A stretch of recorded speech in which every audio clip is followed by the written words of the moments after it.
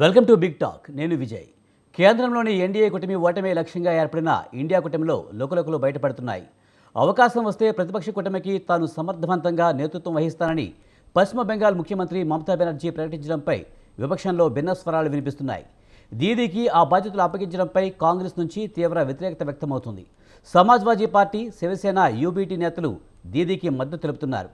మరోవైపు కాంగ్రెస్పై అసంతృప్తులు బహాటంగానే వినిపిస్తున్నాయి. కాంగ్రెస్ ఒకసారి ఆత్మ పరిశీలన చేసుకోవాలని, హర్యానా, మహారాష్ట్ర ఎన్నికల్లో కూటమి భాగస్వాములకు చోటు లభించలేదని సిపిఐ ప్రధాన కార్యదర్శి డి రాజా గుర్తు చేశారు. ఇండియా కూటమికి బీహార్ మాజీ సీఎం లాలూ ప్రసాద్ యాదవ్ సరైన నాయకుడంటున్నారు ఆర్జేడీ నేతలు. కూటమిలో నాయకత్వం చుట్టూ భిన్న స్వరాలు వినిపిస్తుండటంతో గందరగోళ వాతావరణం నెలకొంది. బీజేపీ మూడోసారిగా కేంద్రంలోకి అధికారం చేపట్టడంతో పాటు పలు రాష్ట్రాల్లో ఇండియా కూటమి అనుకున్నంత స్థాయిలో ఫలితాలు రాబట్టలేకపోవడంతో అసంతృప్తులు బయటకు పడుతున్నాయి. ఇండియా కూటమి బీటలో వారక తప్పదా? కూటమిలో పార్టీల మధ్య ఐక్యత కొరవడిందా? నాయకత్వ మార్పు తప్పదా? అసలు ఇండియా కూటమి ఎన్డీఏని ఎదుర్కొనేంత బలంగా మారే అవకాశం ఉందా? ఇదే అంశం గురించి ఇవాల్టి బిగ్ టాక్లో చర్చిద్దాం.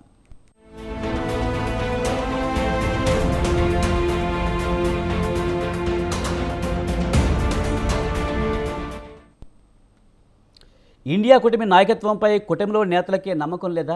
మమతా బెనర్జీ ఇండియా కూటమికి నాయకత్వం వహించాలని ఆరాటపడుతున్నారా? ఆర్జేడీ లాలు అయితే సరైన నాయకులు అంటున్నారు. ఇది ఇండియా కూటమికి చీలికలు తీసుకువెళ్లే దిశగా వెళ్తుందా? ఇదే అంశం గురించి మనతో మాట్లాడేందుకు తాటికేల జయరాం గారు, రాజకీయ విశ్లేషకులు మనతో ఉన్నారు. ఆయనతో మాట్లాడదాం. జయరాం గారు, నమస్తే అండి. నమస్తే అండి. సార్, ఇండియా కూటమిలో నాయకత్వ పోలు మొదలైందనుకోవచ్చా? ఎందుకంటే మమతా బెనర్జీ అలాగే లాలు ఇండియా కూటమికి నాయకత్వం వహించాలని తహతహలాడుతున్నట్టుగా కనిపిస్తోంది. మరి ఇది ఇండియా కూటమిని బలోపేతం అవ్వడానికి కారణమవుతుంది అనుకోవచ్చా, లేకపోతే ఇది చీలికలకు సంకేతంగా భావించాలా? మీకు ప్యానెల్లో ఉన్న మిత్రులకు, స్వతంత్ర టీవీ న్యూస్ యాజమాన్యానికి, ప్రేక్షకులకు నమస్కారాలండి.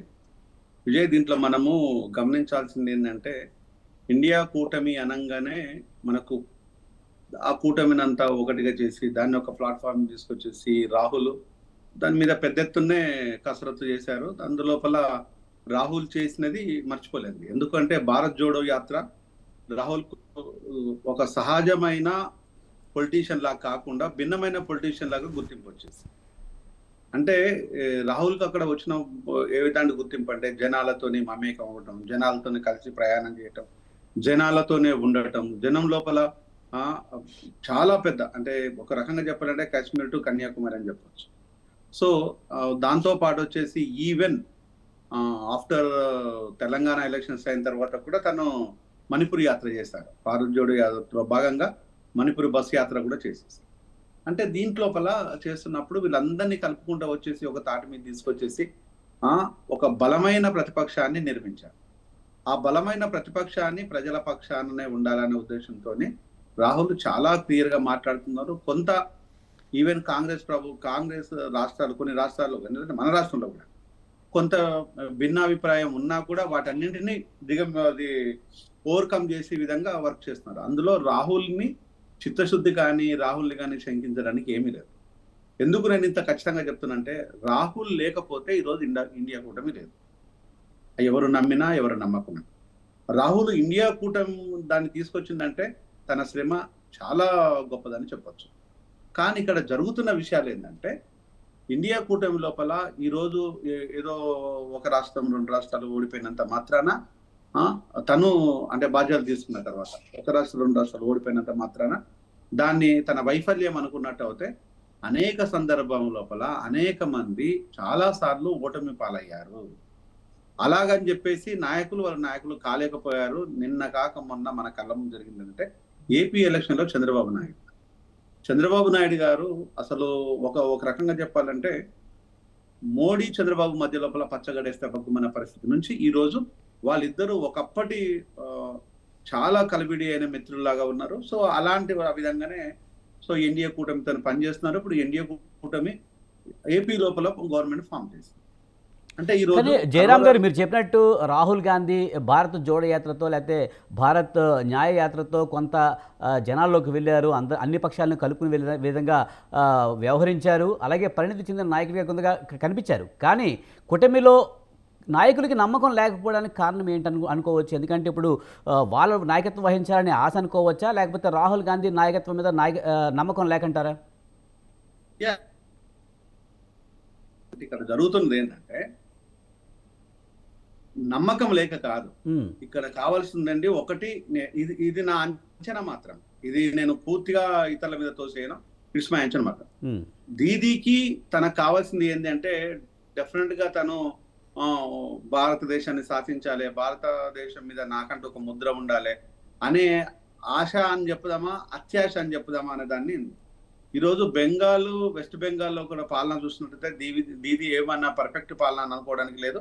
సో నిన్న కాక మొన్న ఒక మెడికో విద్యార్థిని, ఐ మీన్ పీజీ విద్యార్థిని అతి దారుణంగా చనిపోతే ఆమె అడ్డదిడ్డమైన స్టేట్మెంట్ ఇచ్చుకుంటూ వచ్చేసి, మరి ఆమె ఈరోజు దేశం మొత్తం మీద కనుక తన పగ్గాలు అప్పగిస్తే ఒక అనుకోని పరిస్థితుల లోపల పాలనాపరమైన అంశాలు కనుక వాళ్ళ చేతికి వచ్చేసి నిజంగానే వాళ్ళు కూటమి ప్రభుత్వం వచ్చినట్టు అవుతే రేపు ఏమని చెప్పాలి ఆడపిల్లల విషయం లోపల, నీ దగ్గర జరుగుతున్న ఆడపిల్లల విషయం లోపల ఒక భిన్నమైన స్టేట్మెంట్స్ ఇచ్చేసిన దాని విషయాన్ని చాలా ఒక డాక్టర్గా నేను చాలా దగ్గరుండి గమనించాను. మేము అనేక విషయాలు అక్కడ నుంచి అవుట్కమ్ తెచ్చుకున్నాము. మేము దానిపైన మాట్లాడాము కొన్ని వందల ఇంటర్వ్యూలలో విత్ ఇన్ షార్ట్ పీరియడ్ లోపల స్పాన్ లో 100 ఇంటర్వ్యూలు అక్కడ ఉండదు. అలా అని చెప్పేసి ఆమె ఫెయిల్యూర్ అని చెప్పుదామా, నీ సక్సెస్ కాదని చెప్పుదామా, నువ్వు అసలు ముఖ్యమంత్రిగా పనికిరావు అని చెప్పేసి నీ స్టేట్ లోపల నీ ప్రజలు నిన్ను విపరీతమైన ట్రోల్ చేశారు. అలా అని చెప్పేసి నేను ముఖ్యమంత్రి కాకుండా పోలేదు కదా, అది కరెక్ట్ కదా. అలాగా ఇదొక అంశం. ఇంకొక అంశం వచ్చేసి లాలూ ప్రసాద్ యాదవ్. అదే జయరామ్ గారు, మీరు చెప్తున్నట్టు అక్కడ చాలా సమస్యలు ఉండొచ్చు, పశ్చిమ బెంగాల్లో చాలా విమర్శలు వచ్చి ఉండొచ్చు, కానీ వాటన్నిటిని అధిగమించి తన అధికారాన్ని నిలుపుకోగలిగే విధంగా ఆమె వ్యవహరించింది.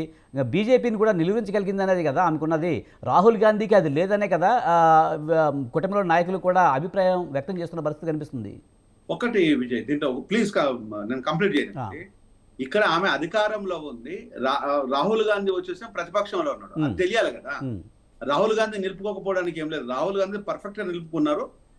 సో రాహుల్ గాంధీ దాన్ని ప్రశ్నిస్తున్నారు, అనేక విషయాలు తీసుకున్నారు. తీసుకెళ్లడం లోపల ఎక్కడైనా విఫలమైనాడా, లేకపోతే సమస్యను ప్రశ్నించడం లోపల ఏదైనా వెనుకంజ చేశాడా, అది జరగలేదు కదా. అంటే ఇప్పుడు జరుగుతున్న విషయాలు అంటే ఈ లాలూ ప్లస్ ఈమె కావచ్చు, లేకపోతే ములాయం సింగ్ యాదవ్ కొడుకు కావచ్చు, అఖిలేష్ యాదవ్ కావచ్చు, వీళ్ళంతా ఏంటంటే ఏదైనా ఒక టీం ఏదైనా ఒకవేళ కనుక అసంతృప్తితో ఉన్న నాయకులు ఏంటంటే ఇక్కడ బీజేపీ ఉచ్చులో వీళ్ళు పడలేదన్న గ్యారంటీ ఏముంది, బీజేపీ పాచికలేసిన క్రమం లోపల వీళ్ళు దాంట్లో చిక్కుకోలేదన్న గ్యారంటీ ఏముంది. అంటే ఈ రోజు ఒకవైపే కాదు కదా, రెండు వైపులు ఆలోచించాలి. శత్రువు మనకంటే మీకు పార్టీ పరమైన విషయాల్లో చేస్తారు, ఐ మీన్ శత్రువు ఇన్ ద సెన్స్ పార్టీ రాజకీయ పార్టీల అంశాల విషయం కదా. ఎదుటి వ్యక్తి అవతలి పక్షం బలంగా ఉండి ప్రభుత్వంలో ఉన్నప్పుడు మీరు ఇలాంటి లుకలుకలుగా ఉన్నట్టు ఎవరు కారు కదా. అసలు ఇండియా కూటమే రాదు కదా, ఇండియా కూటమే ప్రజలు నమ్మకుండా పోతారు. మరి ఆ విషయము మరి దీనికి తెలియాలి కదా, ఆ విషయం అఖిలేష్ తెలియాలి కదా, ఆ విషయము లాలూకు తెలియని విషయం కాదు కదా. అంటే ఈ రోజు లుకలుకలుగా ఉన్నట్టు అయితే మీరు ఎవరైతే భారతీయ జనతా పార్టీ శత్రువు అనుకుంటుందో మీ శత్రువు మీ మీద పై చేయి సాధించడానికి స్కోప్ ఎక్కువగా ఉంటుంది కదా. దీన్ని మీరే క్రియేట్ చేసిన దాన్ని ఆ విధంగా మీరు ఎందుకు ఆలోచించడం లేదు, ఆ విధంగా వెళ్తున్నారు. నేను ఒక విషయాన్ని చాలా క్లియర్ చెప్తున్నాను, ఇక్కడ రేవంత్ రెడ్డి ప్రభుత్వము ఆదానితో చేసుకున్న తర్వాత అది తప్పుడు నిర్ణయాలని దేవన్ను చెప్తున్నా. ఆ చెప్తున్న క్రమం లోపల రాహుల్ దాన్ని బహిరంగంగా ప్రెస్ మీట్ పెట్టేసి తన మీద ఆరోపణలు రాగానే డెఫినెట్ గా ఆదాన్ని అరెస్ట్ చేయాలని చెప్పేసిండు. దాని తర్వాత రేవంత్ రెడ్డి ఒక స్టంట్ పైన కార్యక్రమాలు ఎక్కువ పక్కన పెట్టేద్దాం, దానిపైన ఉంది. అక్కడ ఉన్న పరిస్థితులను గమనించేసి ఇక్కడ ప్రభుత్వాలు దానికి రాహుల్ గాంధీకి అనుగుణంగా నిర్ణయాలు తీసుకోవటం లేదా. అంటే ఈ రోజు అలా జరుగుతున్నప్పుడు అలానే ఉన్నప్పుడు ఒంటెత్తు పోగడ వైఖరి ఉన్నప్పుడు చేస్తున్నప్పుడు మీ రాష్ట్రం లోపల మీ పాలకుల లోపల వైరుధ్యాలు ఉన్నాయని చెప్పొచ్చు. కానీ ఇక్కడ ప్రతిపక్షం లోపల వైరుధ్యాన్ని వీళ్ళు క్రియేట్ చేస్తున్నారు కదా. దీది ఒక పార్టీ, లాలూ ప్రసాద్ యాదవ్ ఒక పార్టీ, అఖిలేష్ యాదవ్ ఒక పార్టీ, వీళ్ళంతా కలుపుతారు ఇండియా కూటమి తప్పితే ఓన్లీ కాంగ్రెస్ పార్టీలో వైరుధ్యాలు లేవు. కాంగ్రెస్ పార్టీలో వైరుధ్యాలు ఉన్నప్పుడు డెఫినెట్ గా దీది ప్రశ్నించవచ్చు. మీ పార్టీలోనే వైరుధ్యాలు ఉన్నప్పుడు మిమ్మల్ని మీరు కవర్ చేసుకోకపోతే ఇక ఇదంతా మీరు ఎందుకు కలుపుతారు అనొచ్చు. సో ఇక్కడ అలాగని చెప్పేసి తెలంగాణ లోపల రేవంత్ రెడ్డి చేసిన పాలన సర్కార్ మొత్తం నేను మంచి అని చెప్పడం లేదు. రేవంత్ రెడ్డి తప్పులు చేస్తున్నాడు, అలా డౌట్ ఏం లేదు. ఇక్కడ ప్రభుత్వము కొంత ఫెయిల్యూర్ చవిచూస్తుంది, ప్రజల్లో వ్యతిరేకత చవిచూస్తుంది. అలాగని చేసేసి దీన్ని రాహుల్ గాంధీ మీద చుట్టడం కానీ రాహుల్ గాంధీ చుట్టడం మాత్రం కరెక్ట్ కాదు. రాహుల్ గాంధీ తన పాత్ర తను పర్ఫెక్ట్ గా పోషిస్తున్నారు, పోషిస్తారని నేను నమ్ముతున్నాను. కానీ మిగతా పక్షాలన్నీ కూడా ఎందుకు ఐక్యంగా ఉండట్లేదు అంటారు? ఇప్పుడు ఎవరికి వాళ్ళు లాలూ ప్రసాద్ నాయకత్వం వహించే బాగుంటుందని ఒకరు చెప్తున్నారు, ఇంకో పక్క మమతా బెనర్జీ నేనే నాయకత్వం వహిస్తానని చెప్పే పరిస్థితి ఎందుకు వచ్చింది? అంటే రాహుల్ నాయకత్వం మీద నమ్మకం లేకనే ఎందుకు అనుకోకూడదు? రాహుల్ ఇప్పుడు రెండు అనుకుందాం. మీరు అనుకున్నట్టుగా రాహుల్ నాయకత్వం మీద నమ్మకం లేదు అని ఒకటి అనుకుందాము. ఇంకొక వైపు వచ్చేసి బీజేపీ మైండ్ గేమ్ ఆడుతుందని రెండు అనుకుందాం. ఇది దేని సూట్ అవుతుందో ఒకసారి మనం ప్రయత్నం చేద్దాం దాన్ని కూడా. ఒకవేళ కనుక రాహుల్ మీరు అన్నట్టుగా నాకు డిస్టర్బెన్స్ వస్తుంది లైవ్ లోపల, వాయిస్ రిమైనింగ్ వాయిస్ డిస్టర్బెన్స్ వస్తుంది. అవునవును, ఏదో వాయిస్ వాయిస్ బంద్ చేస్తే బాగుంటుంది. Right right right. సో ఇక్కడ విషయం ఏంటంటే ఏదైనా కూడా అట్లా అనుకున్నప్పుడు కనుక రాహుల్ కనుక ఫెయిల్యూర్ అనుకున్నప్పుడు ఎక్కడ ప్రశ్నించే విషయం లోపల కనుక లేకపోతే రాహుల్ ఫెయిల్యూర్ అవుతారు. పార్లమెంట్ లోపల తన సూటి ప్రశ్నలు వేయకుండా ప్రజల పక్షాన్ని నిలవించకపోతే ఫెయిల్యూర్ అవుతారు. లేదు బీజేపీ తీసుకున్న నిర్ణయాలకు భయపడి కనుక వెనక చేస్తే ఫెయిల్యూర్ అవుతాడు. కానీ అదేమీ లేకుండా ఎక్కడో గెలుపు ఓటమిలు రాహుల్ చేతిలో ఉండవు, మోడీ చేతిలో ఉండవు, దీదీ చేతిలో ఉండదు, రేవంత్ చేతిలో ఉండదు, నా చేతిలో ఉండదు, మీ చేతిలో ఉండదు. ఇది ప్యూర్ ప్రజల చేతిలో ఉంటుంది. ప్రజలు కావాలనుకున్నప్పుడు అక్కడ ఉండే పరిస్థితులను బట్టి అనుకూలతను బట్టి ఓటు వేయడం జరుగుతుంది. దాన్ని రాహుల్ కు పోల్చడం సరైన విధానం కాదు. రాహుల్ తన పాత్రను తన 100% పోషిస్తున్నారు. అందులో నాకు ఎలాంటి డౌట్ లేదు, ఎక్కడ ఎట్లాంటిది ఇబ్బంది కూడా లేదు. రాహుల్ పాత్ర పోషించడం లోపల ఎక్కడైనా ఇబ్బంది కలిగిందా? ఒకవేళ ఇబ్బంది కలిగినట్టయితే ఆధార విషయం లోపల ఇక్కడ ఇలాంటి ఒప్పందాలు జరిగినాయని రాహుల్ కు తెలిసి కూడా ఎందుకు స్టేట్మెంట్ ఇచ్చి ప్రెస్ మీట్ పెట్టి అడుగుతాడు? ఇవన్నీ మనం ఆలోచించాలి కదా. రైట్. జయరాం గారు ఇంకా మాట్లాడదాం. మనతో పాటు సంజయ్ రెడ్డి గారు టీపీసీసీ రైట్ అత్యాశైనా ఉండొచ్చు అనేది నా ఫీలింగ్. జయరాం గారు ఇంకా మాట్లాడదాం. మనతో పాటు సంజయ్ రెడ్డి గారు టీపీసీసీ అధికార ప్రతినిధి, అలాగే అభిషేక్ జగని బీజేపీ నేత మనతో ఉన్నారు, వారితో మాట్లాడదాం. ముందుగా సంజయ్ రెడ్డి గారు నమస్తే అండి. నమస్తే అండి. నమస్తే మేడం, ఇండియా కూటమిలో నాయకత్వ పోరు మొదలైంది అనిపిస్తుంది. ఎందుకంటే మమతా బెనర్జీ నేను నాయకత్వం వహిస్తానని చెప్తున్నారు, కానీ సరైన నాయకుడు లాలూ యాదవ్ అని చెప్పేసి అంటున్నారు. ఎలా చూడాలి? రాహుల్ గాంధీ మీద నమ్మకం లేకనా, లేకపోతే నాయకత్వం మారిస్తే ఈసారి అధికారం దక్కుతుందనే ఒక నమ్మకమా? ఒకటండి, రాహుల్ గాంధీ గారి మీద నమ్మకం లేక అనేది అవాస్తవం. ఎందుకంటే రాహుల్ గాంధీ గారు మచ్చలేని నాయకుడు. మీకు వాళ్ళ కుటుంబమే మచ్చలేదు. ఎందుకంటే దేశం కోసమే ప్రాణాలు అర్పించిన వ్యక్తులు. ఇక ప్రాణానికన్నా మించింది అయితే ఇంకొకటి ఉండదు. మీరు ఒక్కటి ఎవరు ఎన్ని మాట్లాడినా నేను అనేది ఏంటంటే, మనం బట్టగాల్చి మీదేయడం అనేది పద్ధతి కాదు. ఇప్పుడు ఒక్క ఇంట్లో 3 పిల్లలు ఉంటారండి. ఓ ఇంజనీర్ అవుతాడు, ఓ డాక్టర్ అవుతాడు, ఓ ఐఏఎస్ అవుతాడు. అంత మాత్రం దానికి 3 చాణక్యులే. కానీ ఈ రకంగా ప్రతిపక్షాలు రాహుల్ గాంధీ గారు ఆ రకంగా అది కాదని అన్నాడు. రాహుల్ గాంధీ గారు నేను ఒక్కటే వాళ్ళ కుటుంబం త్యాగం ఏంటంటే ఒక ఎగ్జాంపుల్ చెప్తాను మీకు. ఇవాళ ఒక సర్పంచ్ కావాలని అవకాశం వచ్చినప్పుడు ఒక సర్పంచ్ని కూడా వదులుకోలేని పరిస్థితిలో ఉన్న రాజకీయాలు. అలాంటిది ఒక త్యాగశీలి సోనియా గాంధీ గారు. ఎందుకంటే ఆమెకు ప్రధానమంత్రి అయ్యే అవకాశం వచ్చినా కూడా ఈ దేశస్తురాలు కాదని ఒక వాదనతోని ఆమె ఒక ప్రధానమంత్రి పదవిని కూడా త్యాగం చేసిన వ్యక్తి. నేను ఇంతమంది టీవీ ప్యానెల్లో కూర్చున్నారు. వీళ్ళు నేను అడుగుతాను, అలాంటి అవకాశం వస్తే ఈ టీవీ ప్యానెల్లో కూర్చున్న వాళ్ళు కానివ్వండి, రాజకీయ నాయకులు బీజేపీ కానివ్వండి, బీఆర్ఎస్ కానివ్వండి, కాంగ్రెస్ వాళ్ళు కానివ్వండి, ఎవరైనా వదులుకుంటారా?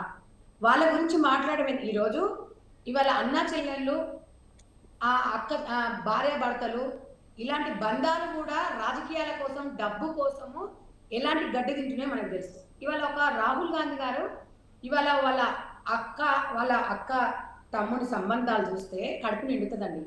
అంటే రాజకీయాల కోసం వాళ్ళ జీవితాలు లేవండి. ఇప్పుడు బలహీన వర్గాల ప్రజల కోసం వాళ్ళ జీవితం అంకితం చేస్తున్నారు. ఇవాళ బెనర్జీ గారు కానివ్వండి, లేకపోతే ఎవరైనా కానివ్వండి, ఇండియా కూటమి అన్నప్పుడు నేను చేస్తానని ముందుకు రావడంలో చర్చ రావడం సహజం. మీరు ఇప్పుడు ఇంట్లో 3 పిల్లలు మనం ఏ రకంగా ఉంటామో ఒక అధికారం, ఇప్పుడు తండ్రి అనేవాడు ఇంట్లో కరెక్ట్ లేకపోతే కుటుంబ పరిస్థితి అది ఉంటుంది. ఈ రోజు ఇక్కడ ఉన్న పరిస్థితులు మీరు అర్థం చేసుకోవట్లేదు. సమర్థవంతమైన నాయకుడు కాదు అని అనడానికి ఆస్కారం లేదు. వాళ్ళు త్యాగాలు చేస్తారు. ఓకే మీరుంటారా దీన్ని, లేకపోతే మీరుంటారా, మీరు చేస్తారా అని చెప్పేసి వాళ్ళు ప్రజల కోసం, ఎవరైనా సరే ప్రజల కోసం పనిచేయాలనే వ్యక్తులు. కానీ వాళ్ళకి పదవులు అనేది గట్టిపోతే సమానం. అట్లా నేను రాజ్యాంగాన్ని కూని చెయ్యను. అంటే ప్రజల కోసం మేము ఏదైనా చేస్తామనే వ్యక్తులు. అక్కడున్న ఆ పదవి అనేది చాలా గౌరవ పదవి. నేను అలాంటిది నేను చెప్పను, తప్పు పట్టను. కానీ హ్మ్. తప్పు చెప్పను. కానీ త్యాగం చేయడానికి ముందుంటారు. యెస్, అధికారంలోకి ఇండియా కూటమి రావాలి, ప్రజల కోసం మంచి చేయాలని ఆలోచించే వ్యక్తులని. హ్మ్. అంతేకాని దాన్ని మనము ఏదో భూతద్దంలో పెట్టి చూసి అధికారంలోకి రాలేదంటే వాస్తవానికి ఇవాళ ఇండియా కూటమి దరిదాపులో వచ్చింది. ఇప్పుడు ఘన విజయం సాధించినట్టే. ఇవాళ బీజేపీ పార్టీ ఆక్సిజన్ మీద బతుకుతుంది.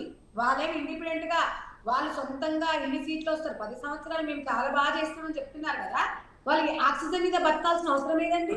నేను అనేది ఏంటంటే 350 మాకు 400 వస్తాయి, మాకు 370 వస్తాయి అని అనాలిసిస్ చేస్తారు. మరి మీకు దరిదాపుల్లో ఇవ్వాల ఆంధ్రప్రదేశ్ కూటమి ఇట్లా వాళ్ళకి వాళ్ళ పవన్ కళ్యాణ్ మద్దతు ఇవ్వకపోతే, వాళ్ళ కూటమి మద్దతు ఇవ్వకపోతే వాళ్ళ పరిస్థితి ఏంటనేది మనం ఒకసారి ఆలోచించుకోవాలి. హ్మ్. కూటమిని చాలా చులకన చేసి మాట్లాడిండు. కానీ ఇలా తెలంగాణ దేశంలో ప్రజలు ఇవాళ ఇండియా కూటమిని కోరుకుంటున్నారు. 50% వాళ్ళ 50 మనం 50 అంటే సరే, వాళ్ళ 60% 40% ఇండియా కూటమి కోరుకుంటున్నారు. కానీ సంజయ్ రెడ్డి గారు మీరు చెప్పినట్టు నిజంగానే ఇండియా కూటమిని కోరుకుంటే 2014లో మిస్ అయ్యారు అధికారాన్ని, 2019లో మిస్ అయ్యారు, 2024లో మిస్ అయ్యారు, అంటే దాదాపు 3 సార్లు మిస్ అయ్యారు. నిజంగా నాయకత్వం లోపం లేకపోతే ఎందుకు అధికారాన్ని మిస్ అవుతారు? నిజంగా మీరు త్యాగాల కుటుంబం అని చెప్తున్నారు, ప్రజల కోసమే బతుకుతున్నామని చెప్తున్నారు, కానీ ప్రజలు దాన్ని గుర్తించలేదంటారా మరి? ఒక్కటి సార్, నేను చెప్తున్నా అంటున్నారు, మీకు తెలియదా సార్? మీరు ఒక జర్నలిస్ట్ కదా, మీకు అపారమైన నమ్మకము, అపారమైన జర్నలిజంలో మీకంటే ఒక నమ్మకం ఉంది. మీరు అన్ని చూస్తున్నారు. ఇవాళ కొత్తగా జర్నలిజం చేయట్లేదు. వాస్తవానికి నాయకత్వం లోపమా, అక్కడున్న పరిస్థితుల ప్రభావమా? నాయకత్వ లోపం అంటే ఏం చేయాలండి? అంటే ఏదో కొన్ని వేల స్కామ్లు చేయాలి, లేకపోతే 10 మర్డర్లు చేయాలి, లేకపోతే ఏదో చేస్తే నాయకత్వం అన్నట్టు అండి. వాళ్ళ నాయకత్వం అనట్లే. అందరూ ఇంకొకటి, మతం పేర్లు చెప్పి రెచ్చగొట్టేది వాళ్ళకి తెలియదు. బలహీన వర్గాల వాళ్ళ కోసం పనిచేయాలి. ఇప్పుడు కులగణన విషయంలో కూడా రాహుల్ గాంధీ చాలా తప్పు పట్టిండు. ఆయన ఏమంటున్నారు, తెర మీదకి ప్రజలు తీసుకొచ్చిండు కులగణన అనేది. తెర మీదకి ప్రజలు తెచ్చినప్పుడు ప్రజలకి మనము ఏకీభవించాలి, ప్రజలతో మనం మమేకం కావాలి, ప్రజల సమస్యను తెలుసుకోవాలంటున్నారు. కానీ ఒక మతాన్ని మనము రాముడే మన దేవుడు, అల్లా మన దేవుడు కాదు, జీసస్ మన దేవుడు కాదు అనేది సమానత్వం అనరది. మేము నమ్మిన సిద్ధాంతం ఏంటి అంటే అన్ని వర్గాలు, అన్ని దేవుళ్ళు, అన్ని మతాలు సమానం, ప్రజలు అందరికీ సమానం అంటున్నారు. వీళ్ళు దయ్యాలు, వీళ్ళు భూతాలని వాళ్ళు చెప్పుకుంటున్నారు. కానీ మేము ఎవరో గురించి మా వ్యక్తిత్వాన్ని మార్చుకోండి, నాయకత్వం లోపమని నేను అనను సార్. ఎందుకంటే ఇండియా కూటమి ఆల్మోస్ట్ మీకు తెలుసు. కానీ సంజయ్ రెడ్డి గారు మీరు చెప్పినట్టు నిజంగానే అది నాయకత్వ లోపం కాదనుకుందాం. బీజేపీ 10 ఏళ్ల ప్రభుత్వ వ్యతిరేకతని ఎందుకు మీరు జయించలేకపోయారు? ప్రజల్ని ఎందుకు నమ్మించలేకపోయారు? ఇప్పుడు కూడా మీరు బీజేపీ ఆక్సిజన్ మీద బతుకుతున్నారు అంటున్నారు, కానీ అతిపెద్ద ఎక్కువ మీకంటే చాలా ఎక్కువ సీట్లు సాధించిన పార్టీ కదా. ఒకటి సార్, వాళ్ళు ఒంటరిగా పోటీ చేయాలి. ఒక మాట నేను చెప్తున్నాను, ఒంటరి మీరు 2014 మేనిఫెస్టో చూడండి, 2018 చూడండి, 2023 చూడండి. ఒక్కసారి మీరు చూసినట్టయితే ప్రజలు, నేను ఒక్కటే అడుగుతున్నాను సార్, ఈరోజు తెలంగాణ మన ఎగ్జాంపుల్, మన తెలంగాణలో తీసుకుందాం. ఇన్ని రాష్ట్రాలలో వీళ్ళు అధికారంలోకి వచ్చినారు కదా, మన తెలంగాణ రాష్ట్రంలో ఒక 15కు 12కు ఎప్పుడు కూడా వాళ్ళు దాటలేదు. ఎప్పుడు కూడా ఫిగర్ దాటలేదు. మరి తెలంగాణ రాష్ట్రంలో బీజేపీ పార్టీని ఎందుకు నమ్మట్లేదు? సరే, మీరు దేశం గురించి మాట్లాడుతున్నా, నేను రాష్ట్రం గురించి మాట్లాడుతున్నాను. ఓవరాల్ గా మనం మాట్లాడుకున్నట్టయితే నాయకత్వం లోపం అనడం కన్నా ప్రజలు మార్పు కోరుకుంటున్నారు అనేది మనం అనాలి. నాయకత్వం అంటే ఆయన సమర్థుడు కాదు, దానికి అది కాదనేది. రాహుల్ గాంధీ గారు జోడో యాత్ర చేసినప్పుడు ఒక్కటేనండి, ఆయన చాలా మనసుల లోతులకి వెళ్ళిపోయారు తెలుసా, పార్టీలకు అతీతంగా. అక్కడ వాళ్ళు, మీరు ఆడంబరాలు మీరు చూసిందా సార్? ఇవాళ ఒక ఏమంటారు, ఒక సర్పంచో లేకపోతే ఒక వార్డ్ మెంబర్, ఒక కౌన్సిలర్ బిడ్డ పెళ్ళైతేనే వాళ్ళ ఇంట్లో ఒక కార్యం అయితేనే పెద్ద షోక్టాప్ చేస్తుంది. కానీ ఒక సాధారణ వ్యక్తిగా ఇవాళ రొట్టెలు తిన్నారు. మీరు ఇక్కడ వరిసేళ్లల్లా మీరు రైతుల దగ్గరకు పోయి తెలుసుకున్నారు, వాళ్ళకి ఏముంది సార్, వాళ్ళకి ఏమైనా ఆస్తులు కావాలా, సొంత ఇల్లు ఉందా? ఇల్లు ఖాళీ చేసి వెళ్ళిపోయేటప్పుడు కూడా, అక్కడ ఉన్న గవర్నమెంట్ ఇచ్చిన ఖాళీ చేసి పోయేటప్పుడు కూడా వాళ్ళ మొహంలో మీరు పార్టీలకు ఖచ్చితంగా బాధపడేది తెలుసా. కానీ వాళ్ళలో బాధ లేదు. వాళ్ళ తల్లితో సమావేశం కావడం, వాళ్ళ తల్లితో మాట్లాడే విధానం, ఒక సోదరుతో మాట్లాడే అదే చాలు సార్, ఓట్లు అక్కర్లేదు. ఫస్ట్ ఒక ప్రేమానుభూతి అనేది వాతావరణం సృష్టించాలి మనం. వీళ్ళు ఏదో రాజకీయాల కోసం జీవితాలు వాళ్ళకి లేవు. వాళ్ళకి నానమ్మ, వాళ్ళ నాన్న ఇద్దరు దేశం కోసం ప్రాణాలు త్యాగం చేసి, మన తెలంగాణలో తెలంగాణ కోసం ఎవరు రావాలి పార్టీలో. పాపం విద్యార్థులు చచ్చిపోయి విద్యార్థులు ఎలా విద్యార్థులు వేసిన భిక్ష మీద బతికిరు 10 ఏళ్ళు అంతే తప్ప ఇవాళ పార్టీలలో ఎవరో తండ్రి చచ్చిపోతే కొడుకు సీఎంఓ లేకపోతే తండ్రి చచ్చిపోతే బిడ్డే ఎంపీనో లేకపోతే అట్లాంటి పరిస్థితులు లేవు. మనం ఒకసారి ఆలోచించాలి. ప్రజలు మార్పు ఇప్పుడు ఒకప్పటి మనము 1947 వేరు, 2000 వేరు, 2014 తర్వాత ఎలక్షన్స్ వేరు, 2018 తర్వాత వేరు. మనం 2014కి బిఫోర్ 2006కి బిఫోర్ కూడా సార్ మనం ఊర్లల్లో సర్పంచ్ కావాలంటే ఒక 4-5 లక్షలలో ఏదో తిరిగినందుకు ఖర్చుల కోసం తిండి కోసం పెట్టేవాళ్ళు. ఇప్పుడు సర్పంచ్ కావాలంటే మినిమంలో 50 లక్షలు. ఇవాళ ఒక కౌన్సిలర్ కావాలంటే 50 లక్షలు, 1 కోటి రూపాయలు. ఇవాళ ఒక ఎమ్మెల్యే కావాలంటే 40 నుంచి 50 కోట్లు. మనం ఎక్కడికి వెళ్తున్నాం అనేది మీరు ఆలోచించాలి. కానీ సంజయ్ రెడ్డి గారు ఏదేమైనా మమతా బెనర్జీ కూడా ఇండియా కుటుంబంలోనే ఉన్నారు కనుక సరే, ఇప్పుడు మమతా బెనర్జీ నాయకత్వాన్ని మీరు కాంగ్రెస్ వాదిగా ఒప్పుకుంటారా? అంటే మీతో ఆమె చాలా సీనియరు, లేకపోతే తను 3 సార్లు ముఖ్యమంత్రిగా కూడా చేశారు. అలాంటి ఆమె ఒకవేళ నాయకత్వం వహిస్తానంటే మీకున్న అభ్యంతరాలు ఏంటి అసలు? సరే ఒక్కటి సార్, మేము ప్రతి కార్యకర్తనే మేము చాలా పెద్దగా ఊహించుకుంటాం. మేము మమతా బెనర్జీ గారిని చాలా తక్కువ అంచనా వేయం సార్. కూర్చొని ఇండియా కూటమిలో కూర్చొని చర్చించుకొని ఉంటే మేము ఎందుకు వద్దంటాం సార్. ఇది ఎందుకంటే ఇప్పుడు మీరు కూర్చొని నన్ను అడగగానే ఆమెకి ఇస్తే కరెక్టేనండి, ఈమె సమర్థమైన నాయకురాలు కానీ నేను అనను. వాళ్ళు ఏమీళ్ళు ఇండియా కూటమి అంటే నాటే జోక్ సార్. ఇండియా కూటమి అనేది ప్రజల కోసం ఆలోచించే పార్టీ. మీకు అర్థం కాలే, ప్రజల కోసము ప్రజల నాశనం చేయాలనే వ్యక్తిత్వం ఉన్న పార్టీ కాదు ఇండియా కూటమి అంటే. ఇండియాలో అందరూ కలిసి ప్రజల కోసం ఆలోచించి ప్రజల బాగోగులు చూసే వాళ్ళు ఇండియా కూటమి ఏర్పడ్డారు. స్వార్థపరులు సింగిల్ గా ఉన్నారు. మీరు దాంట్లో ఇప్పుడు రాహుల్ గాంధీ గారు, మల్లికార్జున ఖర్గే గారు, లేకపోతే సోనియా గాంధీ గారు ఆమె సమర్థమైన నాయకురాలు కాదు, ఆమె క్లియర్ నేను చెప్పలేదు కదా. జస్ట్ వాళ్ళతో పాటు ఇంకా ఇండియా కూటమి చాలా మంది మాజీ సీఎంలు ఉన్నారు. వాళ్ళకు కూడా అవకాశం రావాలి, డిస్కషన్ చేసుకోవాలి. ఇండియా కూటమి అనేది ఇవాళ రైట్. మనతో పాటు అభిషేక్ జగని బీజేపీ నేత ఉన్నారు, ఆయనతో మాట్లాడదాం. అభిషేక్ గారు నమస్తే అండి. సార్, ఇండియా కూటమిలో నాయకత్వం నాకు ఇస్తే కనుక నేను మరింత ముందుకు తీసుకెళ్తానని మమతా బెనర్జీ ఆశపడుతున్నట్టుగా కనిపిస్తుంది. మరి మమతా బెనర్జీ బీజేపీని ఢీకొట్టగల నాయకురాలుగా మీరు అనుకుంటున్నారా? మమతా బెనర్జీ బీజేపీని ఢీకొడతారో లేదో కానీ కాంగ్రెస్ ని మాత్రం ఢీకొట్టాలన్న కంకణం అయితే వాళ్ళు కట్టుకున్నారండి. ఆల్రెడీ కాంగ్రెస్ మిత్రపక్షాలు అన్నవి మహారాష్ట్రలో, ఇతర రాష్ట్రాల్లో కూడా మనం చూస్తున్నాము. తమిళనాడులో కూడా నూతన పార్టీ అన్నది డిఎంకే ఐడియాలజీ దెబ్బతినే విధంగా, అంటే కాంగ్రెస్ భావజాలం, కాంగ్రెస్ కూటమి భావజాలం కలిగిన పార్టీలు ఓట్లు చేరే అవకాశాలు ఏర్పడుతున్న సమయంలో కాంగ్రెస్ సన్నగిల్లుతుంది. ఇవాళ కాంగ్రెస్ వాళ్ళు ఎన్ని మాటలు మాట్లాడినా, బీజేపీ వైపు ఎన్ని ఏళ్ళు ఎత్తి చూపెట్టినా కూడా వారి అత్యంత వైభవమైన స్థితిలో కాంగ్రెస్ పార్టీ 206 సీట్లతో యూపీఏ 2లో ఉన్నప్పుడు కూడా బీజేపీ ఇవాళ లీస్ట్ పర్ఫార్మెన్స్ ఉన్నదానికన్నా కూడా తక్కువ ఉన్నారు. అంటే వారు శిఖరాగ్రమైన పొజిషన్ లో మేము దేశం మొత్తం మన్నలను పొందాము, ప్రజా ఆశీర్వాదం పొందాము అని 2009 ఎలక్షన్ లో 206 సీట్లు వచ్చే ఏదైతే సందర్భం ఉందో, మూడోసారి మేము ప్రభుత్వం ఏర్పాటు చేయడానికి ప్రజా ఆశీర్వాదం పొందినప్పుడు కంటే కూడా 20% సీట్లు తక్కువే వచ్చాయి. సో అటువంటి కాంగ్రెస్ పార్టీ నైతిక హక్కు అన్నది లేదు. యూపీఏ 1లో 145 సీట్లు, యూపీఏ 2లో 200 సీట్లు. వాళ్ళేదో ఒంటరిగా పోటీ చేసి ఒంటరిగా ప్రభుత్వాన్ని, దేశాన్ని నెట్టుకొచ్చినట్టు మాట్లాడే విధానం అన్నది పూర్తిగా తప్పు. ఇది ఫ్యాక్ట్స్ కి చాలా దూరంగా ఉంది. బీజేపీ పార్టీ అన్నది 2014 ముందున్న పరిస్థితులన్నింటినీ జయించి 2014లో ఎటువంటి మ్యాండేట్ తీసుకొచ్చిందో 2019లో తిరిగి మళ్ళొకసారి కఠిన నిర్ణయాలు తీసుకొని, అంటే ల్యాండ్ మైల్ స్టోన్ డెసిషన్స్ మనం తీసుకొని చాలా మార్పు దేశంలో తీసుకొచ్చేటువంటి జిఎస్టీ డిమానిటైజేషన్, ఇంకా అనేక మార్పులు.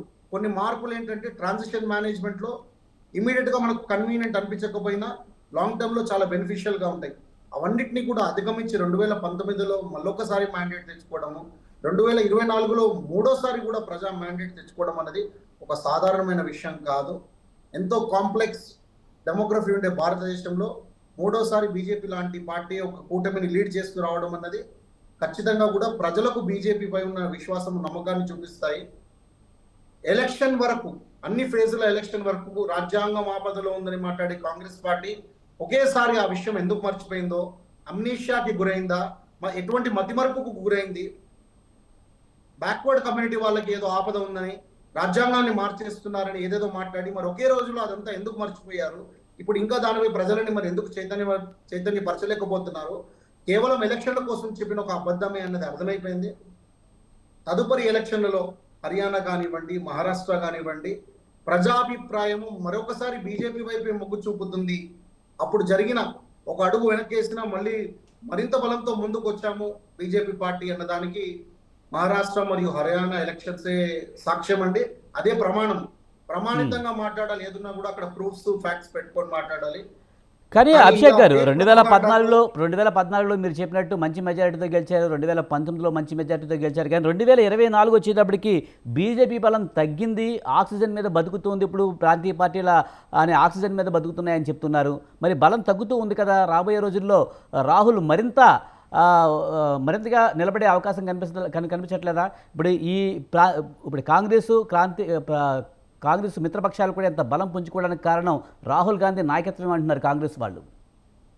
విపరీతమైన ఫేక్ ప్రోపగాండా ద్వారా రాజ్యానికి ఆపద ఉందని మళ్ళీ మళ్ళీ గోబెల్స్ ప్రచారం చేయడం ద్వారా ప్రజలని కొన్ని వర్గాలకు చెందిన ప్రజలని, ఓటర్లని భయభ్రాంతులకు గురి చేసి వారిని కన్ఫ్యూజ్ చేసి ఒక టెన్స్డ్ అట్మాస్ఫియర్ లోకి తీసుకెళ్లి రాజ్యాంగం ఏదో మారిపోతుంది, మీ హక్కులన్నీ పోతాయి, మిమ్మల్ని అణచివేస్తారని మళ్ళీ మళ్ళీ మళ్ళీ మళ్ళీ చెప్పి గోబెల్స్ ప్రచారం, విష ప్రచారం ద్వారా వచ్చిన రిజల్ట్ 2024 రిజల్ట్.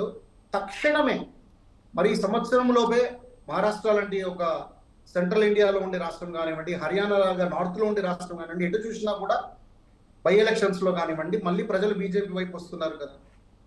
అంటే అప్పుడు జరిగిన డెసిషన్ ఖచ్చితంగా కూడా ఎన్నో ప్రలోభాలకు లోనై, భయభ్రాంతులకు లోనై తీసుకున్న కొందరు ఓటర్లు తీసుకున్నారు. ఎందుకంటే మాకు డిఫరెన్స్ ఆఫ్ సీట్స్ ఎన్ని వచ్చాయో అక్కడ వాళ్ళు ఖచ్చితంగా ఆ విష ప్రచారం అనేది ప్రభావం చూపింది.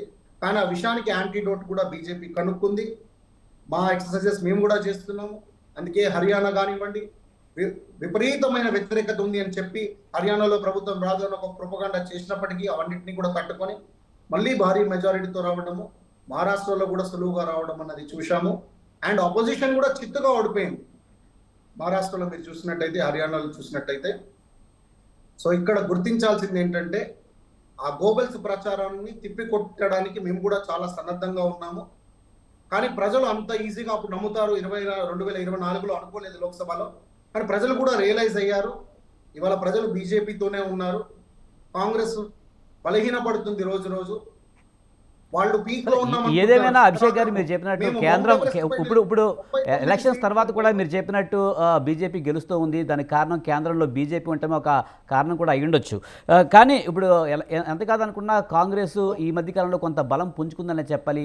మన లోక్సభ ఎన్నికల్లో కూడా కొంత మెజారిటీ దగ్గరగా ఉంటే వచ్చి ఆగిన పరిస్థితుల్లో రాబోయే రోజుల్లో మోదీకి సరైన జవాబు చెప్పగల మొనగాడు రాహుల్ గాంధీ మాత్రమే అని కాంగ్రెస్ అంటుంది. 100 సీట్లు కూడా రాని పరిస్థితిలో ఇవాళ కాంగ్రెస్ పార్టీ అన్నది ఉన్నది. మొత్తం పోటీ చేసి 299 సీట్లు వాళ్ళకు వస్తే ఒకే రాష్ట్రంలో పోటీ చేసి 29 సీట్లు తెచ్చుకున్న మమతా బెనర్జీ ఏమంటుందంటే, నువ్వు 30 చోట్ల పోటీ చేసి ఒక రాష్ట్రంలో 3 సీట్లు సగటున గెలిచావు, 99 గెలిచావు.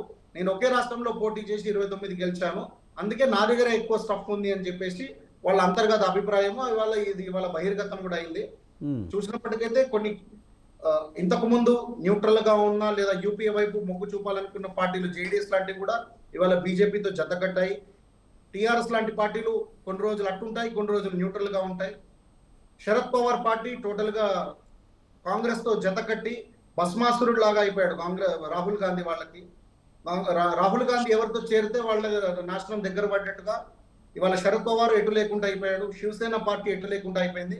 అందుకే మమతా బెనర్జీ ఏం చేస్తుందంటే, మనం బతికి బట్ట కట్టాలంటే కనుక నాయకత్వం పగ్గాలు మన చేతిలో తీసుకుంటేనే మంచిది. డ్రైవింగ్ రాని వాడికి స్టీరింగ్ ఇస్తే కనుక ఆ బస్సులో కూటమి పార్టీలు అన్నిటికీ కూడా యాక్సిడెంట్ అవుతుంది. కాబట్టి అటువంటి ఒక యాక్సిడెంట్ నివారణ చేయాలంటే కనుక తను స్టీరింగ్ తీసుకోవాలనుకుంటుంది. సో స్టీరింగ్ ఇస్తారా, స్టీరింగ్ ఇవ్వరా, ఎవరు నాయకత్వం వహిస్తారు వాళ్ళ కూటమికి అన్నది అది వాళ్ళ అంతర్గత నిర్ణయము. కానీ ఏదేమైనా మమతకి నాయకత్వం కనుక ఇస్తే కనుక పశ్చిమ బెంగాల్లో బీజేపీని నిలువరించినట్టుగానే మొత్తం దేశవ్యాప్తంగా కూడా బీజేపీ హవా తగ్గించే పరిస్థితి వస్తుందని మమత అభిప్రాయపడుతున్నట్టుగా అనిపిస్తుంది. మమతా గారు ఏదైనా అభిప్రాయపడొచ్చు అండి, అది వారి వ్యక్తిగత అభిప్రాయము. కానీ సామాజిక సమీకరణాలు, ప్రాంతీయ సమస్యలు, అలా కల్చరల్ డిఫరెన్సెస్ చాలా ఉంటాయి. అవన్నీ అర్థం చేసుకోవాలంటే కనుక క్షేత్రస్థాయిలో లోకల్ నాయకులు లేనప్పుడు అది కుదరదు.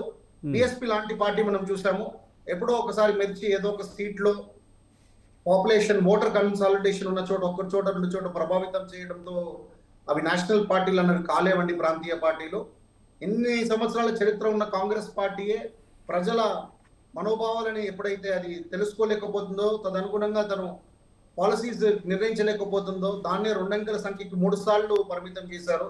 ఇంత ఘన చరిత్ర ఉన్న కాంగ్రెస్ పార్టీని 3 కంటిన్యూస్ ఎలక్షన్స్ లో కూడా 3 అంకెల సంఖ్య దాటకుండా ప్రజలు నిలువరించారంటే ప్రజా అభిప్రాయం ఎలా ఉంటుంది, ప్రజలు ఎంత చైతన్యవంతులయ్యారన్నది కూడా మనం ఇక్కడ అర్థం చేసుకోవాలండి. రైట్. జయరామ్ గారు, ముఖ్యంగా మోడీ రాహుల్ గాంధీ ఇద్దరిని పోల్చినప్పుడు చూస్తే కనుక మోడీని ఢీకొట్టగలిగిన నాయకుడిగా రాహుల్ గాంధీ అనిపించడు అనే విమర్శలు కూడా చాలా ఎక్కువగా ఉన్నాయి. ఇప్పటికే 3 సార్లు అధికారాన్ని పోగొట్టుకున్నారు కదా, మరి రాబోయే రోజుల్లో ఖచ్చితంగా అధికారం చేపట్టాలంటే నాయకత్వం మార్పు తప్పదు అని కొంతమంది చెప్తున్న మాట.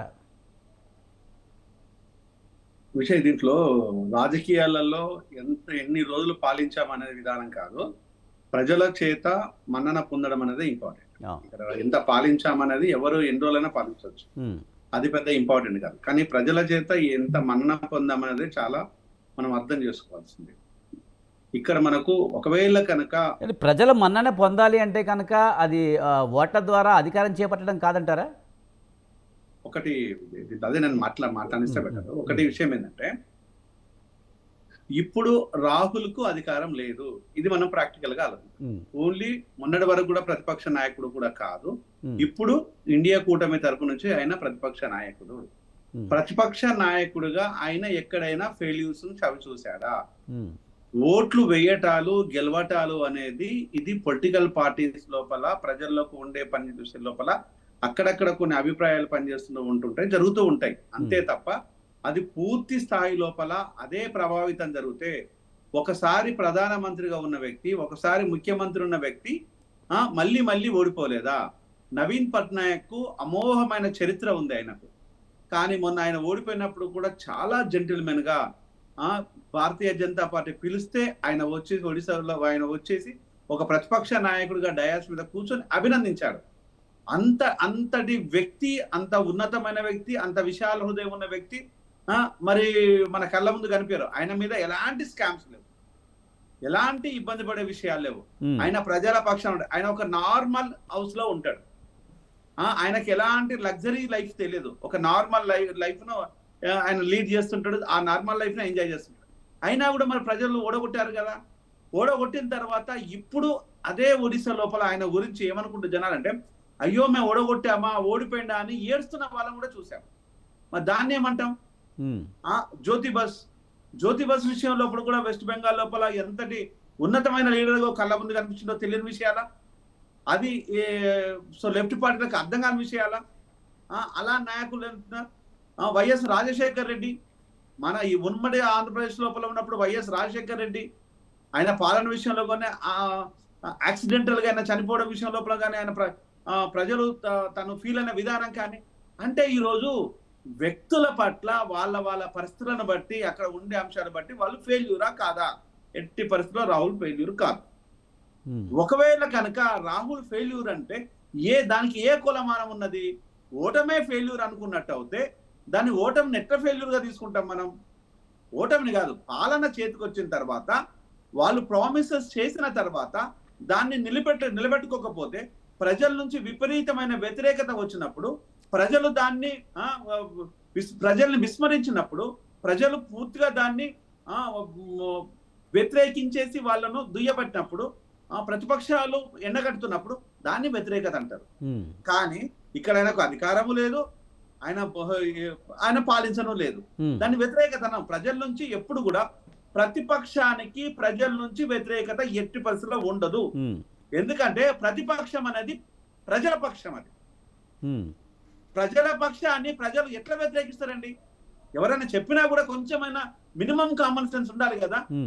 ఇప్పుడు నేనున్నానండి, నేను ఒక బేసికలీ మెడికల్ డాక్టర్ని, నేను ప్రజల కోసమే మాట్లాడుతున్నట్టు ప్రభుత్వంతోనే లొల్లి పెట్టుకుంటున్న విషయం ఈరోజు కొత్తగా చెప్పాల్సిన పని లేదు. ప్రతి మీడియా ఛానల్కు తెలుసు, ప్రతి పౌరులకు తెలుసు, ప్రతి రాజకీయ నాయకుడికి తెలుసు. ఈ రోజు డాక్టర్ జయరాం అనే వ్యక్తి ఓన్లీ ప్రజల పక్షానే మాట్లాడతాడు. ప్రభుత్వాన్ని వాడు ఎవడు ఎక్కడున్నా కూడా వదిలిపెట్టమన్న విషయాన్ని. మరి నాకు ప్రతిపక్షం ఉందంటే దాన్ని ఎవడే చేస్తాడు? నేనే ప్రతిపక్షంలో ఉన్నాను, నేనే ప్రజల పక్షాన ఉన్నాను, నేనే ప్రజల కోసం మాట్లాడుతున్నాను. ఇంకా నీ మీద ప్రజలకు వ్యతిరేకత ఉంది అంటే ఏ విధమైన వ్యతిరేకత వస్తుంది? ఆయన అధికారంలో లేడు, ఆర్జించింది లేదు, మరి ఆయనకు వ్యతిరేకత ఎక్కడి నుంచి వచ్చింది అంటే ఇక్కడ నేను వాళ్ళకు ఇది ఇన్సైడ్ ద పాలిటిక్స్ కాబట్టి నేను ఇన్సైడ్కి వెళ్ళను. నాకున్న అవగాహనాన్ని మరి కూడా చెప్తాను. నాకున్న అవగాహన మేరకు బీజేపీ ట్రాప్ లోపల దీదీ పడుతుందా అనేది ఒక అనుమానాలు, బీజేపీ ట్రాప్ లోపల ఇతర రాజకీయ పార్టీలు పడుతున్నాయా అనేది ఆలోచించుకోవాల్సిన అవసరాలు. ఈ రోజు కనుక ఉమ్మడిగా ఉన్నట్టు అయితే గెలుపు వచ్చిన తర్వాత ఈ రోజు ప్రధానమంత్రి ఎవరి అవ్వాలన్న విషయం లోపల అప్పుడు చర్చించాల్సిన విషయం. ఇక్కడ మీరు ఆ చర్చలోకి పోవాలనుకుంటే మీరు ఎక్కడ అందరూ ప్రతిపక్ష నేతలే. ఇక్కడ ఆ ప్రతిపక్షంలో ఉన్నప్పుడు మీరు మూకుమ్మడి కలిసి బీజేపీని ఎదుర్కొని మీ పాలనాపరమైన అంశాల లోపల మీరు పగ్గాలు చేపట్టినట్టు అప్పుడు కదా దీది కావాలన్నా, రాహుల్ కావాలన్నా, లేకపోతే ప్రియాంక కావాలన్నా, లేకపోతే ఇంకొక వ్యక్తి కావాలా అనేది అక్కడ చర్చ వస్తుంది. కానీ ప్రతిపక్షంలో ఉన్నప్పుడు ఆ చర్చకి ఆస్కారం లేదు. ఇక్కడ కొంత ఏదైనా ఆలోచన పరమైన ఇబ్బందులు కనుక తలెత్తినట్టు అయితే ఇది ఇంటర్నల్ గా సర్దుమణుగుతుందేమో అనేది ఒకటి ఆలోచించాలి. అంతే తప్ప వీళ్ళు ఈ రోజు మాట్లాడుతున్నారు అంటే వాళ్ళ పాలన పట్ల ప్రజలకు పూర్తి స్థాయి లోపల 100% నమ్మకాలు ఉన్నాయా? దీదినే అడుగుతున్నాను, దీది విషయంలో అడుగుదాం, 100% నమ్మకాలు ఉన్నాయా? మీ పాలన విషయం లోపల అందరు మీ ప్రజలంతా నమ్ముతున్నారా? నో. దీదినే కాదు, ఎవరి మీద అయినా కూడా ఎక్కడైనా కూడా చాలా క్లియర్ గా డిఫరెంట్ గా దానిపైన ఒక వ్యతిరేకత అనేది వస్తుంది.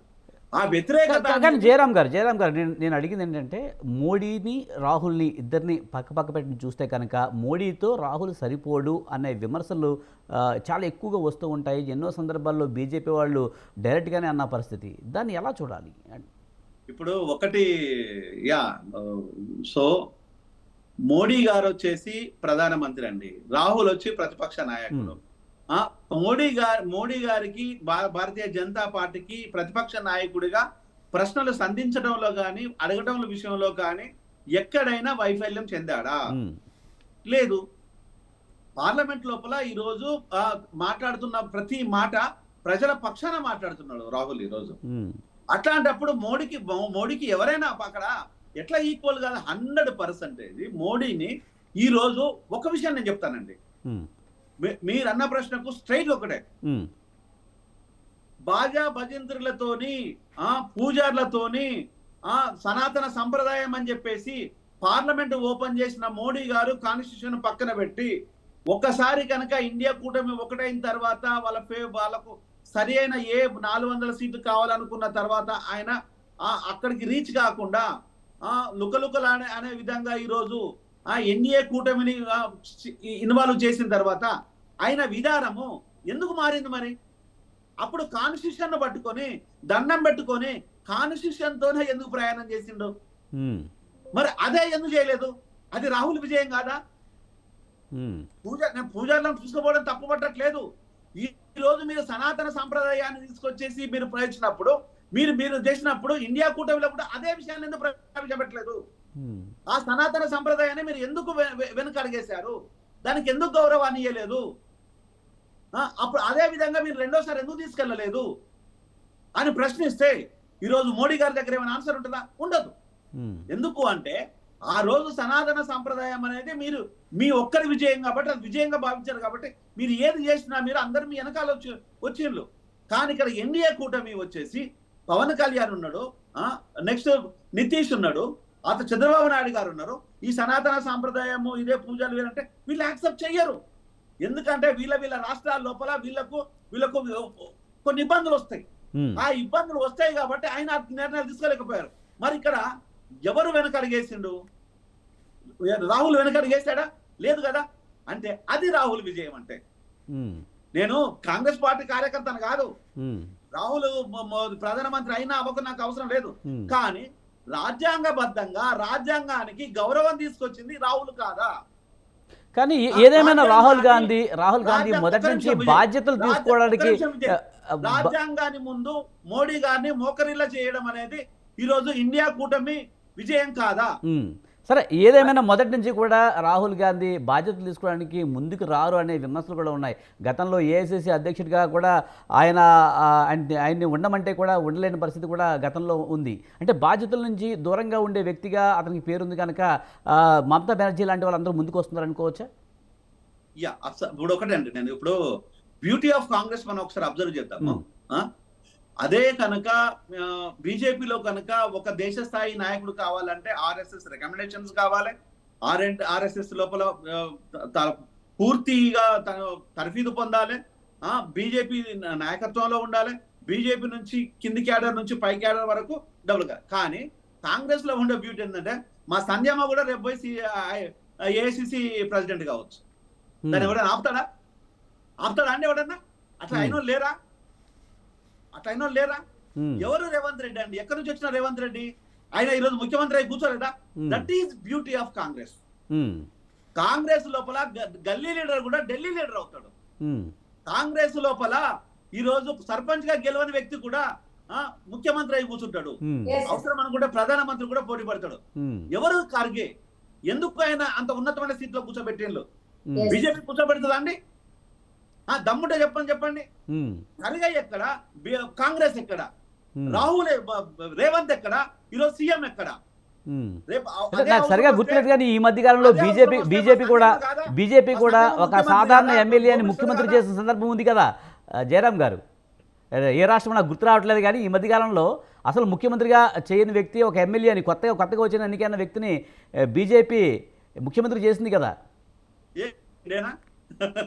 అది నాకు ఏ స్టేట్ గుర్తు రావట్లేదు ఎగ్జాక్ట్ గా ఇప్పుడు.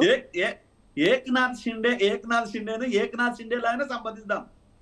ఆయనకున్న బలాన్ని చూసి వీళ్ళు చేసిన తప్పితే ఏక్నాథ్ షిండేది కాదు. ఈ మధ్యకాలంలో ఎలక్షన్స్ జరిగాయి. ఆ ఎలక్షన్స్లో బీజేపీ విజయం సాధించింది ఒక రాష్ట్రంలో. అక్కడ ఒక ముఖ్యమంత్రిగా అభ్యర్థిని ఇప్పటి వరకు సాధారణ ఎమ్మెల్యే ఫస్ట్ టైం చేసిన వ్యక్తిని, అలాగే యోగి ఆదిత్యనాథ్ని కూడా డైరెక్ట్గా ముఖ్యమంత్రి చేశారుగా. ఒకటి బీజేపీ చేసే ప్రతి అడుగుకు రాజకీయాన్ని మన కళ్ళ ముందు కనిపిస్తుంది. ఈ రోజు ద్రౌపది ముర్ము ఉన్నారు. ద్రౌపది ముర్ము గారిని తీసుకొచ్చేసి ఈ రోజు మీరు ప్రెసిడెంట్ గా కూర్చోబెట్టి ఆ సమాజాన్ని మీరు ఇంకా ఎక్కడ పెట్టారు? అడవులన్నీ వదిలేశారు కదా. అంటే ఒక వ్యక్తిని తీసుకొచ్చి అందలం ఎక్కియడం కాదు కదా. అదే కాంగ్రెస్ కనుక ఈ రోజు ఇందిరమ్మ ఇల్లు పేరు మీద 200 గజాలతోని కొన్ని లక్షలు కాదు కోట్ల కుటుంబాలకు ఈ రోజు భూమినిచ్చింది. మరి ఈ రోజు అదే బీజేపీ పాలిత రాష్ట్రాల లోపల ఎక్కడైనా 60 గజాలతో నాకు ఇల్లు కట్టించిందండి. అంటే ఈ రోజు నేను విషయాలను మాత్రమే చెప్తున్నాను, ఓకేనా? ఒకవేళ కనుక అదే మీరు పాలించిన కర్ణాటక లోపల బీజేపీ ఉన్నప్పుడు మీరు చెప్పిన మాటలేంది, బీజేపీ అధికారంలో ఉన్న తర్వాత మీరు చేసిన పని లేదు. ఒక్కసారి అర్థం చేసుకోండి. అంటే ఈ రోజు రాజకీయ పార్టీ లోపల కాంగ్రెస్ ఉన్న బ్యూటీ ఏంటంటే, నేను పదే చెప్తాను, కాంగ్రెస్ పార్టీలో ఉన్న బ్యూటీ ఏంటంటే ఈ రోజు సహజంగా ఎక్కడైనా ఒక చిన్న కార్యకర్త కూడా అగ్రనాయకత్వంతో సమానంగా కూర్చునే అవకాశము కాంగ్రెస్ లో ఉంటుందన్న విషయాన్ని, ఆ డెమోక్రసీ ఉంటుంది, మాట్లాడే స్వేచ్ఛ కూడా ఈరోజు కాంగ్రెస్ లోపల ప్రతి ఒక్కరికి ఉంటుంది. బీజేపీలో ఉంటుందా అండి? బీజేపీలో మాట్లాడితే అమిత్ షా గారు మాట్లాడాలి, బీజేపీలో మాట్లాడితే నడ్డా గారు మాట్లాడాలి, బీజేపీతో మాట్లాడితే మోడీ గారు మాట్లాడాలి. ఈ ముగ్గురు కాకుండా 4వ వ్యక్తి మాట్లాడడానికి అవకాశాలు కనుక ఉన్నట్టు అప్పుడు ఆలోచిద్దాం. అంటే ఈ రోజు అదే నాయకత్వ లక్షణం ఎందుకు అనుకోకూడదు? సిస్టమేటిక్ గా వెళ్తుంది. ఇది నాయకత్వ లక్షణాలు ఇవే కదా. నియంత లాగుంటే సిస్టమేటిక్, డెమోక్రసీ లాగుంటే చేతకంతనం. అంటే నియంత లాగుంటే దాన్ని సిస్టమేటిక్ అందాం. అదే సిస్టమేటిక్ కనుక రేవంత్ నియంతలాగా ప్రవర్తిస్తే దాన్ని సిస్టమేటిక్ అందామా? నియంత వేరు. బాగా చేస్తున్నాడు రేవంత్, ఇది సిస్టమేటిక్ ఉన్నది ఇట్లానే ఉండాలని. నియంత వేరు, సిస్టమేటిక్ వేరు కదా. అభినందిద్దామా? కేసీఆర్ గారు అభినందిస్తారా? అది చేయరు. అంటే ఇక్కడ ప్రజల పక్షాన ప్రజలకు డెమోక్రసీ అనేది ఇది దేశ చరిత్ర లోపల ఇది కీలకమైన విషయం. మన కాన్స్టిట్యూషన్ లోపల డెమోక్రసీ మన అండర్స్టాండింగ్. డెమోక్రసీ అనేది మనకు ప్యూర్ ఒక కన్స్ట్రక్టివ్ ఐడియాలజీ. ఆ డెమోక్రసీని పక్కన పెట్టి సిస్టమాటిక్ అంటే సిస్టమాటిక్ ఇన్ ద సెన్స్ నియంత. నియంతకు సిస్టమేటిక్ అంటే దానికి డెమోక్రసీని ఏం చెప్తామో ఒకసారి వాళ్ళే ఎవరైనా చెప్తా వింటా నేను. రైట్. సంజయ్ రెడ్డి గారు ముఖ్యంగా రాహుల్ గాంధీ విషయంలో బీజేపీ చాలా తక్కువ అంచనా వేస్తుంటుంది. ఎన్నో సందర్భాల్లో కూడా రాహుల్ గాంధీ ఉన్నంతకాలం మేము అధికారంలో ఉంటామని చెప్పేంతవరకు వెళ్ళిందంటే రాహుల్ గాంధీని చాలా తక్కువ చేసి చూపిస్తున్నారు అనుకోవచ్చా బీజేపీ? ఎందుకంటే చాలా సందర్భాల్లో పిల్లాడని చెప్పడం, పప్పు అంటాం, గోల్డెన్ స్పూన్తో వచ్చాడు యువరాజ్ అంటాం, ఈ విధంగా ప్రచారం చేయడం వల్లే రాహుల్ గాంధీ ప్రభ కొత్త మసకబారింది అనుకోవచ్చా? ఇప్పుడు వాళ్ళు అన్నంత మాత్రాన ఇక్కడ ఏదో జరిగిపోతుందని మనం ఏదో గల్లలు ఎగరేసుకోవడం కాదు బ్రదర్. నేను ఒకటే చెప్తున్నాను, ఇవాళ రాహుల్ గాంధీ గారు కానివ్వండి, ఇలా ప్రియాంక గాంధీ గారి విషయం మనం తీసుకుందాం. ప్రియాంక గాంధీ గారు సేమ్ వాళ్ళ నాన్నమ్మలాగా ఉంటుంది, ఆమెకి నాయకత్వ లక్షణాలు ఉన్నాయి, ప్రధానమంత్రి అయ్యే ఛాన్స్ కూడా ఉంది అని మాట్లాడుతున్నంత మాత్రాన రాహుల్ గాంధీ గారు రాజకీయాలకు పనికిరాడు అన్నట్టేనా? ఒక మాట మనం మాట్లాడుతాం. జయరాం గారు ఆయన కాంగ్రెస్ నాయకుడు కాదు, బీజేపీ నాయకుడు కాదు, ఒక సాధారణ వ్యక్తి, ఒక డాక్టర్. ఆయన ఇవాళ కాంగ్రెస్ గురించి చక్కగా చెప్పారు. ఎందుకంటే మీరు ఒక్కసారి ఆలోచించాలి, ఇలా బీజేపీ అనేది వాస్తవం. అది ఇలా మోడీ అంటే బీజేపీ అంటారు తప్ప బీజేపీలో కరెక్ట్ 10 మంది నాయకుల పేరు కూడా ఎవరు చెప్పలేదు. నేను ఫర్ ఎగ్జాంపుల్ నేనున్నాను సార్, నేను ఒక గ్రామీణ ప్రాంతం నుంచి వచ్చిన మహిళని.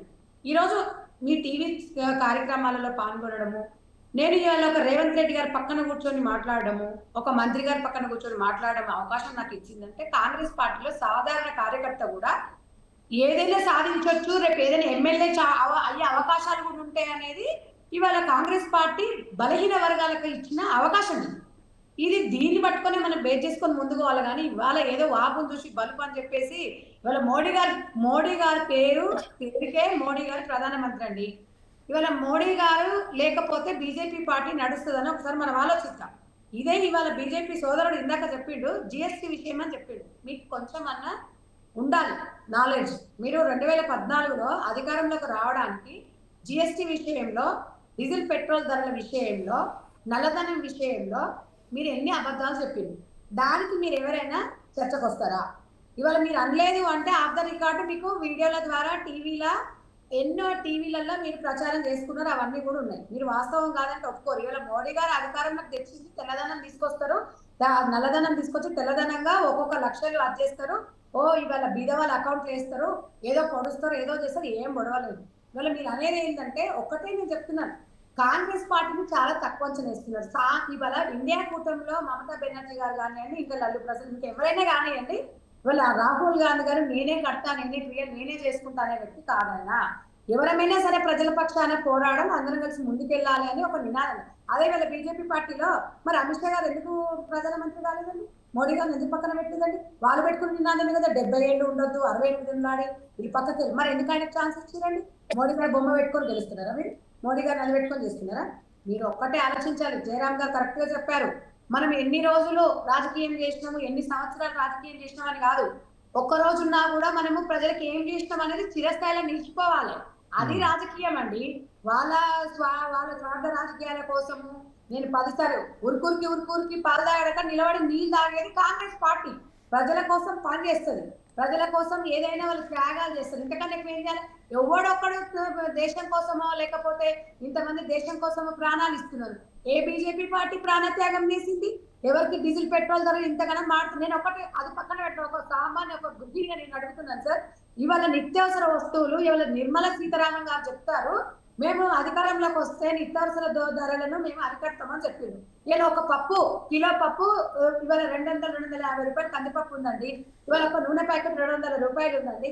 సామాన్యమైన ప్రజలు బతకడానికి అవకాశం ఉందండి. ఇవాళ మీరు ఒక మాట చెప్పండి, ఎందుకండి మేము ఏదో ఇవాళ మేము కాకితో కడవ దూరం పోతామని చెప్తున్న 10 సంవత్సరాల రాజకీయాల చరిత్రలో మిగిలిపోవాలి. మీరు ఏదో పెద్దగా అది చేస్తున్నాము, మేము ఏదో పొడుస్తున్నాము, మేము నరుకుతున్నాము, ఇలా బీజేపీ ఏదో పోస్తుంది, బీజేపీ ఉండడానికే మేము ఇలా బతుకుతున్నాము, బీజేపీ ఉండడానికే గాలి వస్తుంది, ఇవి గాలి మాటలు వద్దు. ఇవాళ రాహుల్ గాంధీ గారిని సమర్థవంతమైన నాయకుడు కాదంటే నేను ఒప్పుకోను. ఎందుకు ఒప్పుకోనంటే వాళ్ళ త్యాగాల కుటుంబము, వాళ్ళు ఇప్పుడు కూడా వాళ్ళ సోదరి నేను ఇవాళ ఒక్కటి సార్, ఇవాళ బీజేపీ గవర్నమెంట్ దేశంలో నడుస్తుంది. మన ప్రియాంక గాంధీ గారిని రాహుల్ గాంధీ గారి కన్నా ఎక్కువ మెజార్టీతో ఎందుకు గెలిపించారు? సిగ్గుందా? ఇవాళ అదే బీజేపీ పార్టీ 3rd ప్లేస్ లో ఎన్నుకుంది. ఇవాళ మీ ప్రధానమంత్రి మోడీనే కదా, అక్కడ బీజేపీ గెలిస్తే బాగుంటది అని ప్రజలు అనుకుంటే మరి మిమ్మల్ని ఎందుకు గెలిపించలేదు? దానికి మీరు సిగ్గుపడండి. దేశాన్ని వెలగబెట్టడం కాదు.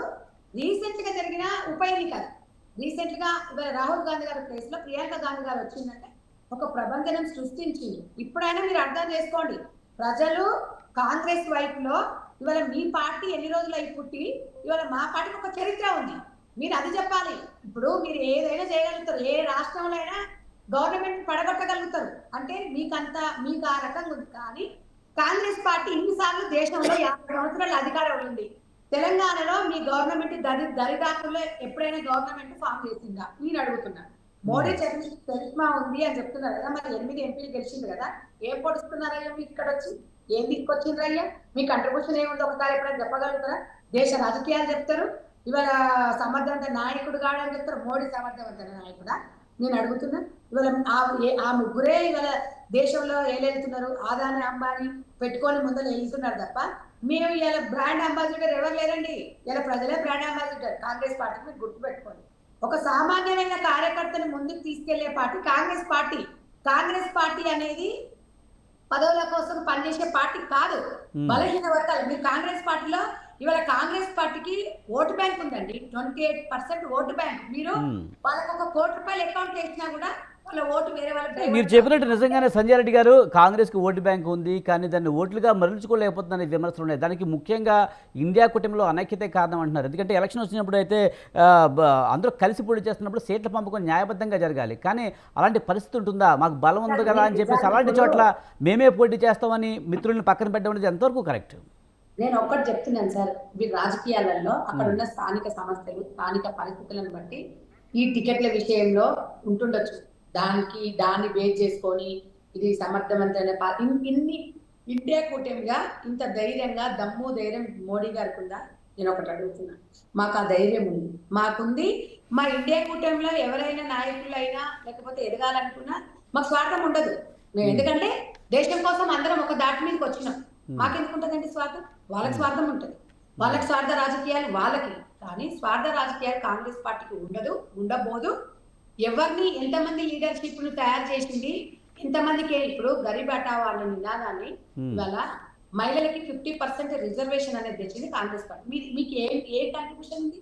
మీరు చెప్పండి, ఒకసారి చెప్పండి, మీకు చరిత్ర ఏముందో బీజేపీ పార్టీ మీరు చెప్పండి. మీరు ఏం చేసిరని? ఎల్ఐసీలు అమ్ముకుంటారు, బ్యాంకులు దోసుకుంటారు, ఆదాయ కమ్మానికి భూములు అక్కడ పెడతారు. మీరు ఏం చేసిందో ఒక మాట చెప్పండి. ఇవాళ తెలంగాణ దేశం కోసం ప్రాణాలు అర్పించిండ్రు. ఇవాళ ప్రతి గుండు సూది నుంచి కంప్యూటరిజం వరకు ఇలా కాంగ్రెస్ పార్టీ కనిపెట్టి కాంగ్రెస్ పార్టీ ఇలా ప్రోత్సహించి కాంగ్రెస్ పార్టీ చేసింది.